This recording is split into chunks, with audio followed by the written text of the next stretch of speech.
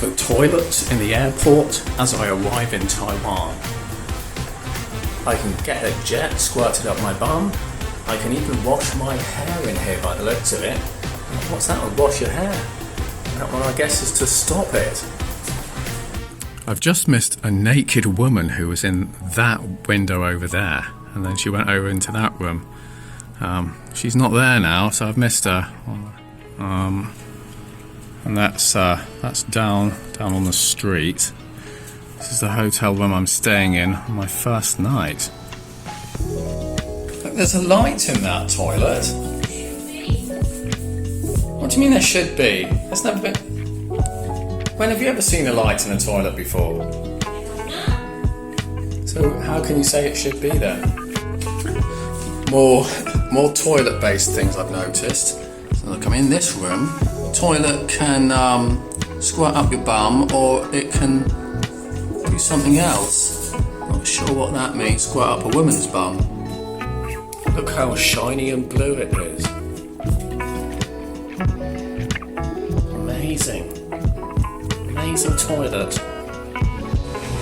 Countless shop fronts line the streets in Taiwan, many of which displaying only a few arbitrary trinkets and items, leaving passers-by to ponder their intended purpose. A quick look at the houses inside the Manacraft workshop, some of which have been on display at some of Taiwan's exhibition venues, including universities and various department stores. An evening of traditional Taiwanese hot pot, where I ate a meal that rather disagreed with me.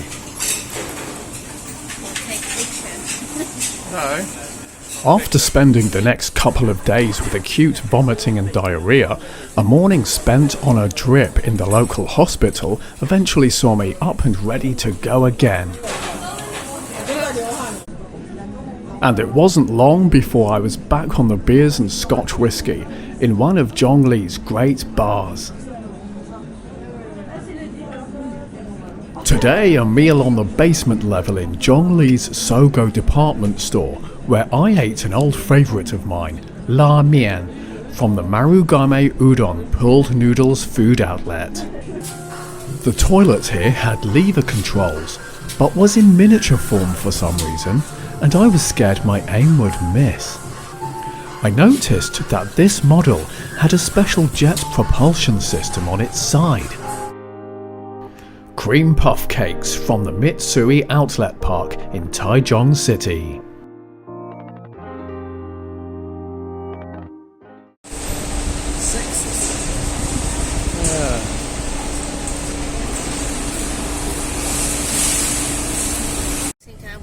The roads in Taiwan.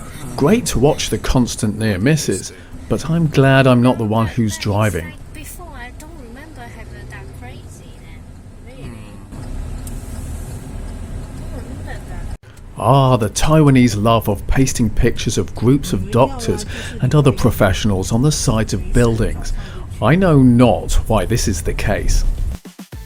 Some very large style cotton buds. I was told that these are for use on other parts of the body, but I was reluctant in asking the staff for more information on the matter. Costco Wholesaler is great. It's like a normal supermarket, but much bigger, and there's about 1 million of every item.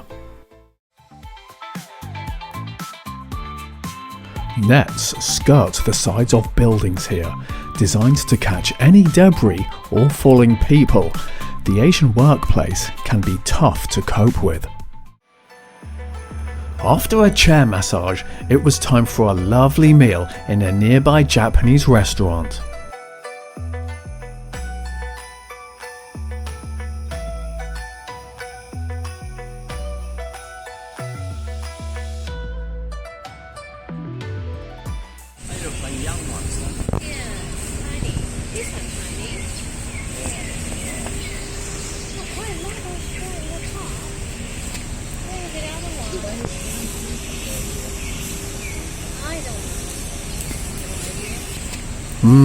Taiwanese mango, sweet and delicious. And later in the day, a rice burger from the food outlet Moss Burger. An innovative idea, based on replacing the bread roll with rice. One alluring aspect about Taipei is that so often you can walk down a quiet back street only to be taken aback at discovering obscurely hidden away shops, cafes or bars.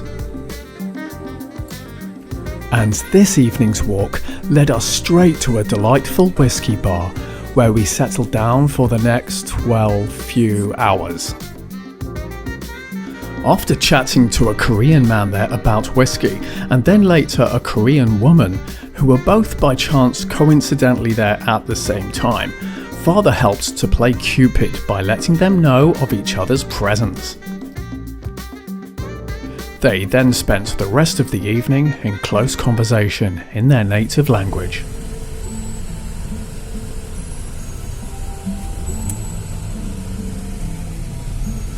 Taking a taxi to our next destination, we sat and listened to an 8-bar musical phrase which repeated close to 100 times, a concept that I later learned was something to do with Buddhism called Jing in Mandarin.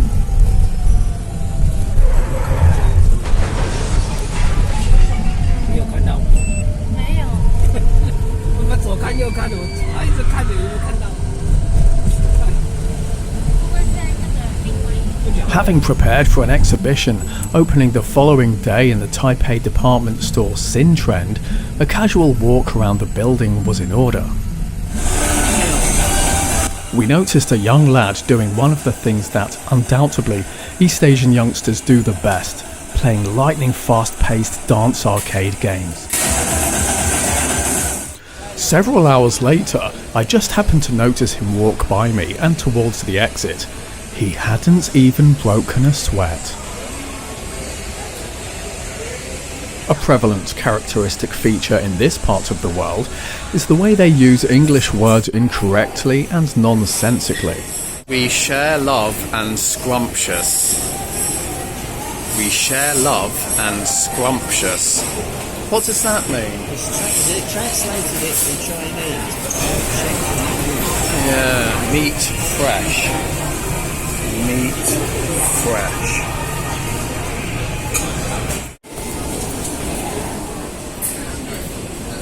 So sick. Using a pestle and mortar was necessary in this Japanese restaurant in order to grind sesame seeds before dripping in soy sauce to eat with our Asian-style curry.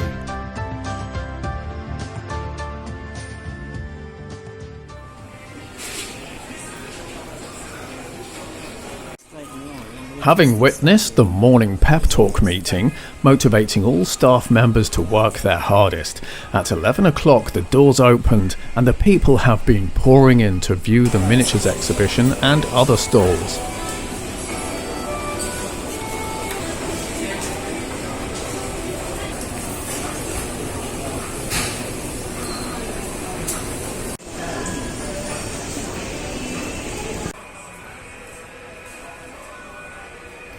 On our second consecutive night staying in Taipei, we popped back to our newly found distilled spirits bar with some mates.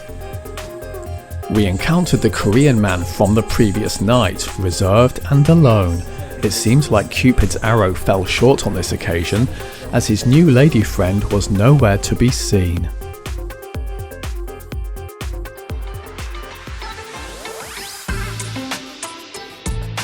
After eating more Cantonese dim sum dishes on a popular upper floor restaurant of Zhongli's Sogo building, we were heading back to our flat and saw a large bird on the street. It seemed young and I tried to point it in the direction of the nearest park. The pouting duck face phenomenon, a compulsion for many Asian females. This lady was doing an alternate squinting version of it.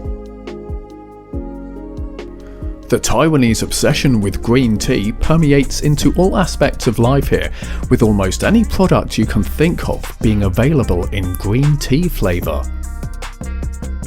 This includes home interiors and even skin itself.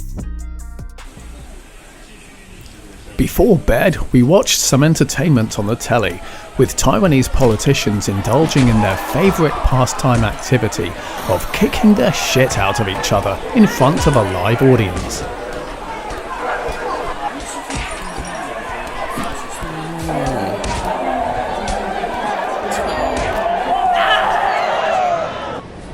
These juicy fried buns, known here as shui jiangbao, are an ideal lunch or snack while on the road, and these Taiwanese-style donuts aren't bad either. And now it's off to catch the high-speed railway service from Taoyuan County to Kaohsiung City in the south. This is the Grand Hailai Hotel, a place so posh that even God himself is said to have stayed here. And like much of Taiwan, the desire to cram as much commercial service as possible into any given space, several food and shopping floors can be found underneath the ground floor. As you come in the hotel room, see some switches which are quite snazzy. They're just kind of touch sensitive ones. We have a fine coffee set there, what have you. We've got in some of the drawers got things like wine glasses and things like that. Nice bed and a view. That's quite spectacular.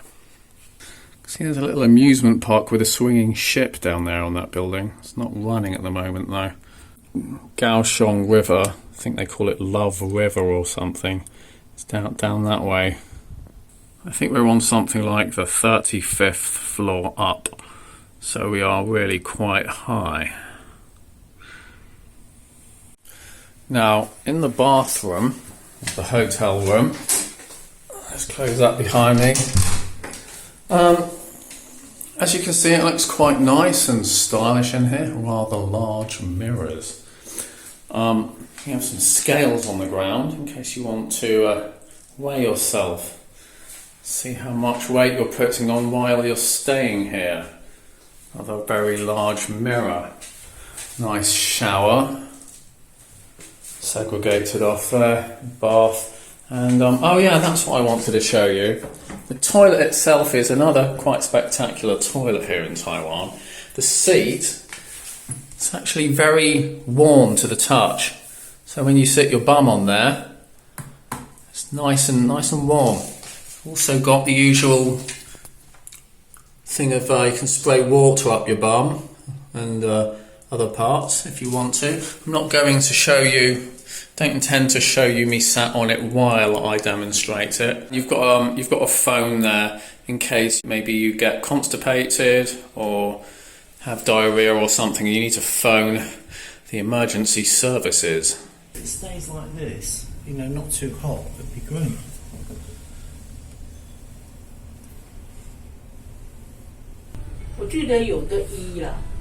Lots of different things on lots of different floors.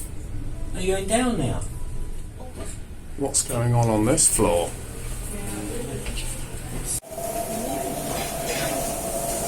A floor with exercise rooms, a swimming pool and a restaurant and bar area.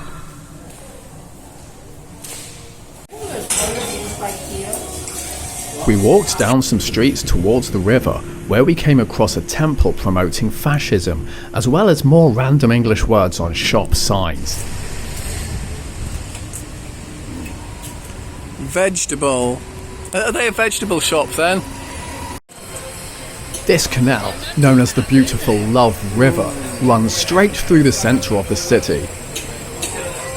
Although it got its name, perhaps quite ironically, from lovers tragically perishing within its waters, it can thankfully now be looked upon in a more cleansed state, with water treatment facilities impeding much of the raw sewage ejected into it. The restaurants here serve fine local cuisine. Crucially, we were able to get our hands on some sake and other Asian alcoholic beverages to make the meal complete.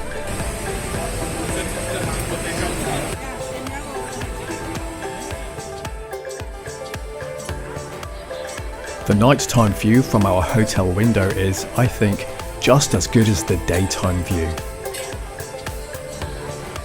After the good food earlier and still only mid-evening, it felt like a nightcap was necessary to end the day. The end of an evening spent in the bar back on floor 11 saw a sports team hijack it, spilling noise pollution into the surrounding vicinity. And because Easterners can begin to show signs of inebriation on only half a shandy or whiff of a spirit, it meant that it didn't take long before the place became antisocial.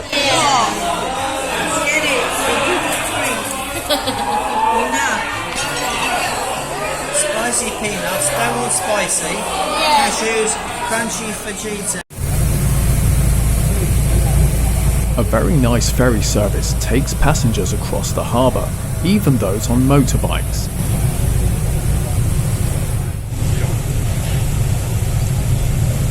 You're able to view the famous 85 Sky Tower building from here, but I didn't know the true state of the interior until I researched it afterwards.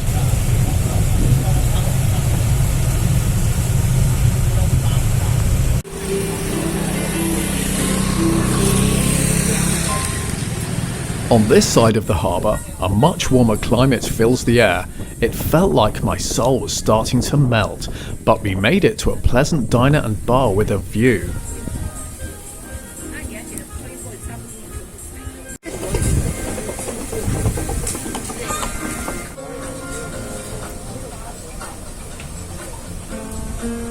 After one final flush of the hotel jet propulsion and self-lowering heated toilet, it was time to say our farewells to the hotel. The seats on the trains here are fully rotational. It seems that almost 100% of Taiwanese people are in some way repulsed by daylight or views of the outdoors, with window blinds being pulled fully down at every opportunity.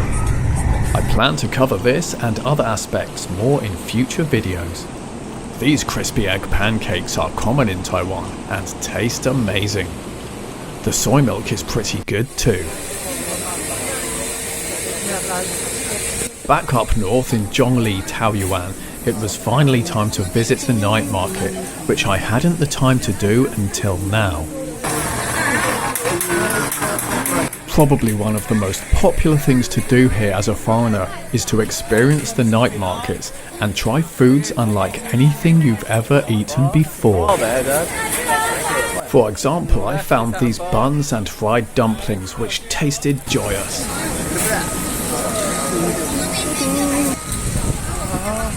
The bridge next to the market is quite pretty at night. It's just a shame that the same can't be said for the carcasses in the blighted river below, with the accompanying stench.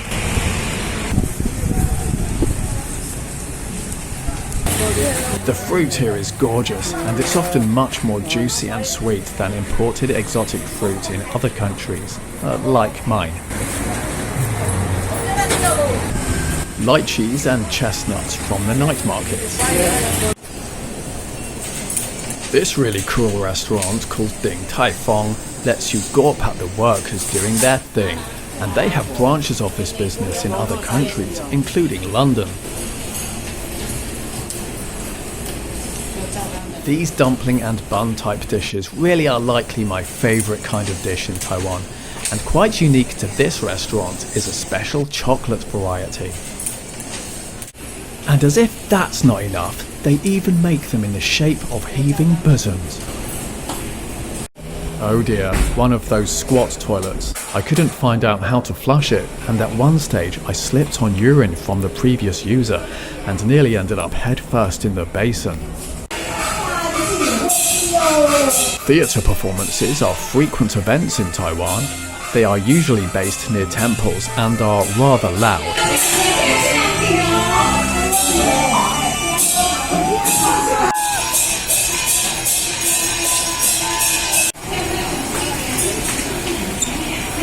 The temples here are real works of art.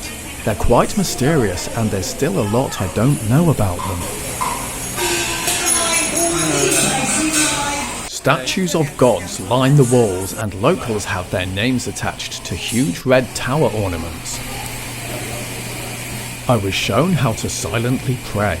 When I ask Asians what they pray for, the answer tends to be wealth. I guess that's why they are one of the richer Asian countries.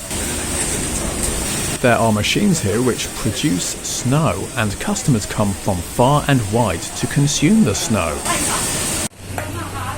Along with the sauces, fruits and sweet dessert ingredients on top, it actually tastes delightful, and eating them is a good way of cooling off in the summer heat. A nice scenic area in Hsinchu City. I saw some body parts in a shop front, but couldn't identify them very well. When the shop owner approached me, I screamed and ran away crying.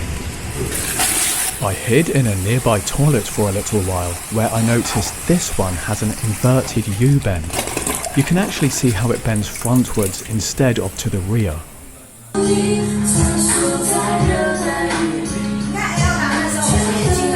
One main recreational activity in Taiwan is karaoke, or KTV, where customers rent a room to sing songs for hours on end.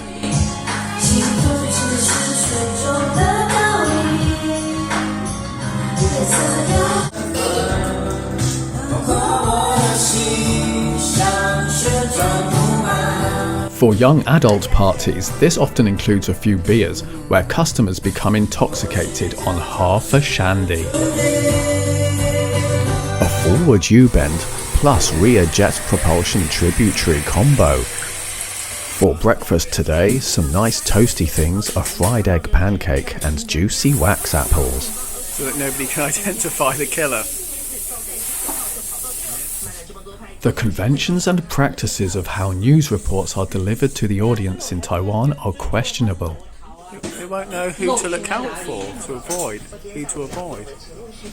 Here, for example, we see a branded serial killer's face pixelated, in order that no one may recognize them and know who to avoid on the street.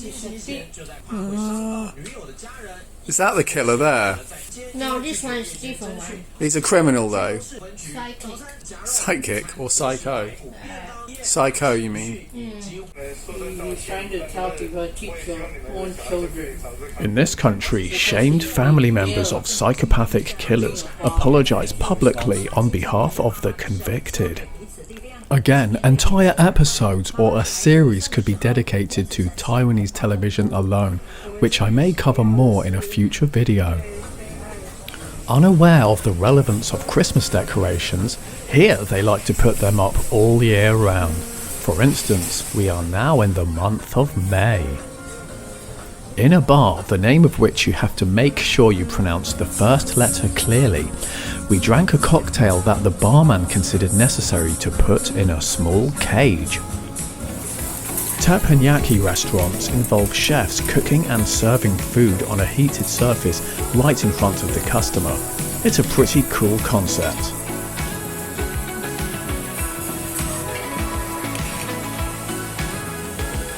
Another company with a name not reviewed by a native English speaker first.